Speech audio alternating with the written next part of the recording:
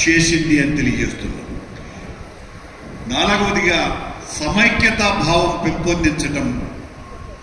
నానాటికి హిందూ సమాజం బలహీనం కావడానికి కారణం కొన్ని వర్గాల పట్ల కొందరికి ఉన్నటువంటి వివక్షతతో కూడిన దృష్టి ప్రధానాంశంగా గుర్తించి అందువలన ఆయా జాతుల వారు హిందూ సమాజానికి దూరం అవుతున్నారని వారినందరినీ కూడా మళ్ళీ కలుపుకునేటువంటి సనాతన ధర్మం అందరిది అని చెప్పటానికి అన్ని విధాలుగా ప్రయత్నం చెయ్యాలి.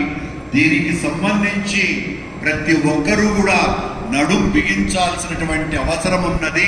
దానికి తిరుమల తిరుపతి దేవస్థానమే నాయకత్వం వహించాలని, వారి మతాంతీకరణను నివారించుటకు తగిన ఉపాయాలను కూడా